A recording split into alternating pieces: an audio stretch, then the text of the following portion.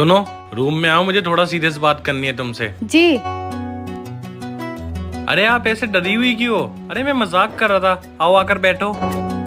अगर हम दोनों एक दूसरे से बात नहीं करेंगे तो अच्छे से जानेंगे कैसे फिर? बुरा मत मानना, मैं बस नॉर्मली पूछ रहा हूँ, क्या आपका पहले कोई बॉयफ्रेंड नहीं था जो आपने मुझसे शादी कर ली? अरे तुम डरो मत, तुमको डाइवोर्स नहीं देने वाला मैं। हाँ, मैंने एक गलत इंसान पे भरोसा कर लिया था। क्या आपकी कोई गर्लफ्रेंड नहीं थी पहले? थी मेरी गर्लफ्रेंड, और मैं उससे बहुत प्यार करता था, पर हम दोनों की अलग कास्ट होने की वजह से उसके घर वालों ने उसकी शादी कहीं और कर दी। तो आप मेरे साथ खुश नहीं हो? नहीं, बिल्कुल भी नहीं। आप मजाक कर रहे हैं? अरे बाबा, उस बात को 4-5 साल हो चुके हैं। ऑफ कोर्स मैं मजाक कर रहा था, और मैं आपके साथ बहुत खुश हूँ। क्या आप मेरे साथ खुश नहीं हो क्या? नहीं, मैं आपके साथ बहुत खुश हूँ। वैसे सच बताओ तो मैं धीरे धीरे आपको बहुत पसंद करने लगा हूँ। ना तो हंसना रुमानी के।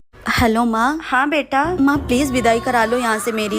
कोई बात है क्या? मैं यहाँ रह रह के थक गई हूँ। क्या बताऊँ आपको, ना इनके घर में एसी है ना कूलर है, सारा दिन गर्मी में रहना पड़ता है। यहाँ तक कि रोज रोज गर्मी में खाना भी बनाना पड़ता है। अब मैं ये सब और नहीं झेल सकती माँ। तो बात करवा अपनी सास से। ठीक है, मैं अभी बात करवाती हूँ। माँ जी। हाँ बहू, मम्मी बात करेंगी आपसे। हेलो। हाँ समधन जी, प्रणाम प्रणाम। मेरी बेटी की विदाई कर दीजिए, उसे वहाँ पे सुकून नहीं है। आप लोग गर्मी में उससे खाना बनवाते हैं। ऐसी सास होने से अच्छा है कि मेरी बेटी बिना सास के ही रहे। समधन जी, ई का तरीका है बात करने का और विदाई मांगने का। एक तो आप पूरे 1 साल बाद फोन करके विदाई मांग रही हैं, और वो भी इस तरह से। आप बताइए, विदाई करेंगी या नहीं? हाँ करूँगी। आप कल अपने बेटे को भेज दीजिएगा और ले जाइएगा यहाँ से।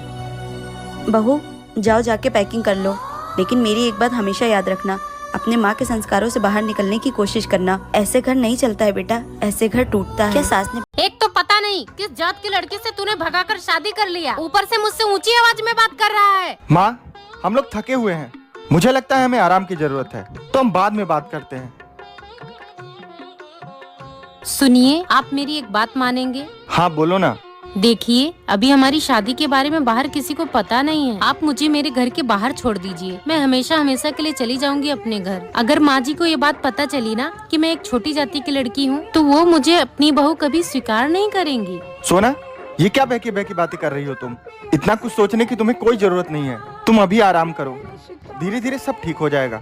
और हाँ, कल तुम्हारी पहली रसोई है, तो तुम खाने में कुछ ऐसा मीठा बनाना कि खाकर लोगों का मूड ठीक हो जाए।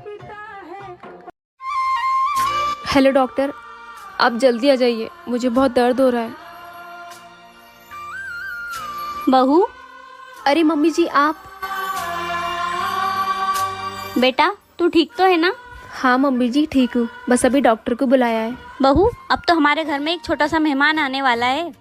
मम्मी जी, लड़का ही क्यों, लड़की नहीं हो सकती है क्या? बहू, अगर लड़का हुआ ना तो मैं उसे फौजी बनाऊंगी। अगर लड़की हुई ना तो मैं उसे चांद के जैसे पालूंगी। नहीं, लगता है मम्मी जी को लड़का नहीं लड़की चाहिए। मैं उसे चांद जैसा नहीं, मैं उसे सूरज जैसा बनाऊंगी, ताकि कोई उसे देखे तो जल जाए। डेविड जी, मोमोज खाने चले? भाभी जी, मेरे पास पैसे नहीं है। आप क्यों बैठे बैठे मैसेज कर रहे हो यहाँ पे? तू तो गया बेटे। इस भिखारी को जाने दे, फिर मोमोज खाने चलते हैं। कैसे कैसे लोग रहते हैं यार यहाँ पर।